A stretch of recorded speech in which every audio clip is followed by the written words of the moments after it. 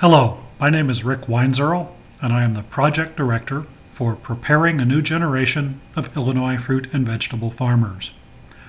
I'm with the University of Illinois, and this project is a joint venture with the Illinois Migrant Council.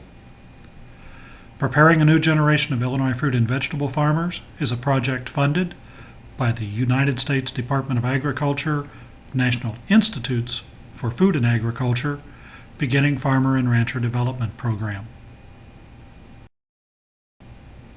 Why a new farmer training program? Well, the average age of farmers throughout the U.S. is greater than 55. For fruit growers, it's about 58. As these farmers retire, to meet future demands, new farmers will be needed. The need will involve farmers already on farms, people not already on farms, and some traditionally underserved groups, including Hispanic workers. So our program addresses that audience as well. There is increased demand for locally produced foods in Illinois, especially fruits and vegetables, but only 1.1% of all crop sales recorded in Illinois in 2007, according to the National Ag Census, were sales of fruits and vegetables. Starting a new fruit and vegetable enterprise with lower acreage and equipment needs is more realistic financially than starting a larger commodity crop enterprise. Our focus on training new fruit and vegetable producers makes best use of our skills and resources at the University of Illinois and offers the greatest likelihood of success for new small farmers. Our goals: first, to increase the number of new farmers producing fruits and vegetables throughout Illinois and enhance the viability, profitability, and sustainability of those new enterprises so that they can meet increasing demand for local produce and contribute to local economies. In addition to targeting a broad range of new farmers, we hope to assist a specific target audience, seasonal Hispanic farm workers, in beginning viable, profitable, and sustainable small produce farms. We also hope to increase the expertise of university extension educators, high school and community college teachers, and educators in community organizations so that they too can better aid new farmers. Our objectives, specifically, and now we are beginning our second year in this program, are to 1. Provide year-long programs of classroom and hands-on field instruction for 60 or more new farmers per year so that new growers have the information base to be successful. We'll provide qualified local participants with access to land as needed in the form of incubator plots to allow low-risk experience growing vegetables with expert oversight at our research and education centers. Similarly, we'll provide year-long programs of classroom, hands-on, field instruction for 30 Hispanic workers who want to become independent farmers so that they have the knowledge to become successful. These programs will be conducted in Spanish. We'll provide these participants with access to incubator plots as well, again with the goal of allowing them low-risk experience growing vegetables with expert oversight. 3, we will develop human and informational resources for future use by providing classroom, hands-on, in-field instruction to extension educators, allied educators from community organizations, vocational ag and FFA teachers, and others so that these educators can continue programs for new growers. We'll also develop an online resource library in English and Spanish so that educational materials are available for new and aspiring fruit and vegetable farmers after our program ends. We are beginning the second year of our Beginning Farmer program focused on fruit and vegetable production.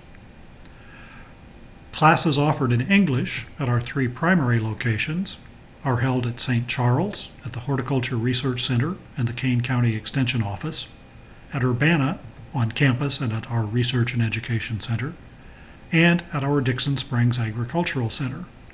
These are all locations where University of Illinois research centers have ongoing fruit and vegetable research and demonstration programs and qualified staff. This allows us to make sure that all sessions involve hands-on opportunities and first-hand observations. Our parallel Spanish language programs at Harvard, Kankakee, and Carbondale will not involve hands-on opportunities during training, but will allow for visits to our research and education centers so that those opportunities are provided.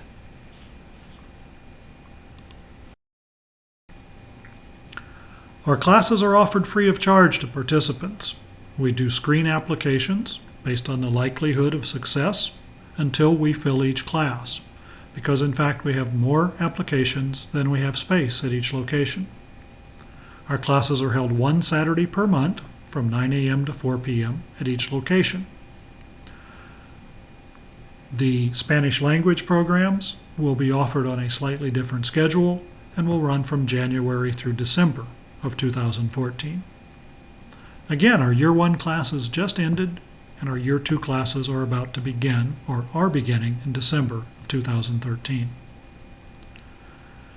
What do we cover in these classes? Basics of vegetable and fruit production and business planning, cultivar selection, USDA programs from the Farm Services Agency and the Natural Resources Conservation Service.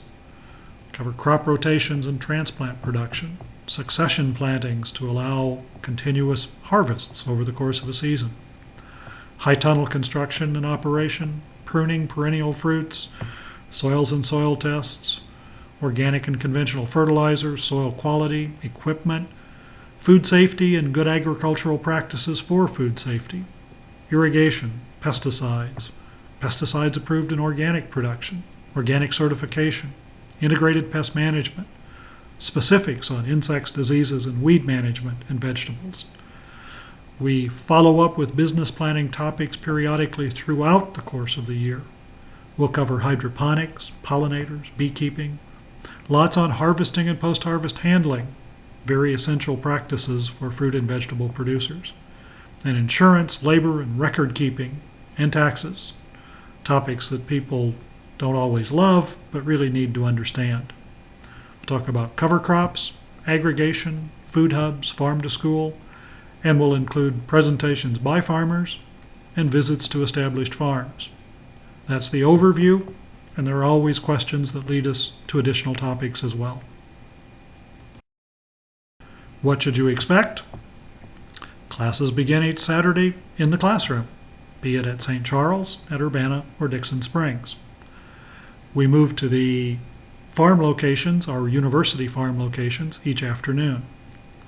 The lectures don't always come from University of Illinois campus or extension faculty or staff. We do call on others. Picture in this slide, the lower right, John Gerke is a representative of U.S. Department of Agriculture's Farm Service Agency. And in January of 2013, he discussed FSA loan programs, and particularly the new microloan program for small farmers. One of the participants at Dixon Springs wrote us about a month later and said, "Thanks a lot for including this," because she had just received a USDA microloan and had learned of the program by way of the class. Hands-on opportunities. This is transplant production at Dixon Springs. We go through seeding flats, to pricking out seedlings, to making transplants into pots, and then from pots to field or high tunnel growing locations. We focus on high tunnel or hoop house production as well as field production. In the upper right, Bill Shoemaker is talking to the group at St. Charles about extending greens production seasons in high tunnels, even in northern Illinois, so that harvests continue into December and even January. On the left, the group at Urbana is entering the high tunnel there, where tomatoes were a major crop. In high tunnels, crop emphasis is usually on those crops that provide high value at market, because the real estate under a high tunnel is quite valuable. So tomatoes, peppers, raspberries, strawberries, greens, and a range of other crops that fit specific growers' markets are the crops that are going to be important in high tunnels and hoop houses. In terms of field production, we talk about equipment and crops and varieties. The water wheel transplanter on the left is a bit large for beginning growers, but as you grow your acreage beyond 2 to 3 acres, the water wheel transplanter can be a really important tool in efficient planting so that larger acreages can be handled. We talk about irrigation on the lower left because irrigation is essential for modern vegetable production. We'll talk about tree fruits and small fruits. The group at Dixon Springs in the upper right is harvesting peaches. We'll talk about pruning and thinning, disease and insect control. In the lower right, the group at Dixon Springs is visiting a grower nearby, Daniel Brumlevy. Mr. Brumlevy was gracious enough to show us around his production and packing system because it's always nice to learn from existing growers. Overall, participants in the class receive some pre-class primers. These may be links to webinars or other especially good online resources so that there's a chance to get a look ahead of time at what's going to be covered each month. Each month we provide the lectures and hands-on opportunities, sometimes with farm visits, and we follow up after each month's sessions with direct emails. Participants also have ways to communicate with each other via listserv access so that they can post questions for their instructors and for other participants. We really encourage everyone to take advantage of the many additional opportunities that are offered by Extension and by other groups, because those programs allow participants to learn much more than we can cover, even in 12 months of sessions held at our facilities. Incubator plots are available in the amount of up to 1/2 acre per individual, and the participants in our program can have a plot for up to 2 years. We provide primary tillage, access to irrigation, and some simple equipment, but the participants provide all the labor and all the management. Participants may sell produce grown on the plots. In year 1 of our program, 8 students used incubator plots at our sites, 6 of them fairly successfully. And the reason so few is probably because many of our participants are attending each location from some distance. The incubator plots are clearly most valuable to those who are nearest the actual training facilities so that they can come to work at the plots 3 or more times a week without having to travel too long to get there and back. Although many people listening to this presentation are not going to be involved in the Hispanic Worker Program, you probably should understand how it runs as well. In 2013, we offered classes for bilingual students at Urbana and St. Charles with the idea that these were train-the-trainer programs so that the participants would help with future programs in Spanish. We did offer a pilot program in Spanish in Carbondale in Southern Illinois from January through March of 2013. Jerry Jimenez and Sonia Lalaman were the instructors, and we had 8 students begin that program. That serves a bit as a model for the programs we will hold in 2014 and 2015 because we will provide Spanish language instruction in all regions. And those programs, again, are still taking shape, so please contact me if you'd like scheduling information for the Spanish language programs. Here are a few pictures from the Spanish language program offered at Carbondale in 2013. Jerry Jimenez of Darned Hot Peppers is the primary instructor. He's in the upper left. Sonia Lalaman in the red sweater is an extension educator. She helped Jerry with these classes. They were held at the old school in Carbondale, And you see pictures of the group working on transplant production, a topic similar to one covered at Dixon Springs and our other facilities. As students prepare for the first classes, or for the whole year of classes in Year 2 programs, realize that we will provide you with some overall resources in the beginning class. We'll also request some information from you. We need some information on the demographics of the group at each location. We'll want to know your current farming status and your plans. If you've not already done so, we'll ask you to complete a self-assessment of your farming skills. We'll do the same thing after the class when the class is ending. And we'll ask you for your personal objectives for the class. What are the things that are most important to you?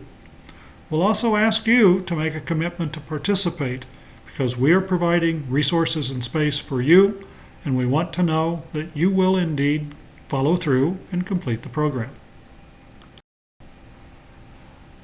We provide many specific online and printed resources for the individual topics we cover through the course of the year. We will provide many of those at the website for the class, newillinoisfarmers.org, as we move into 2014.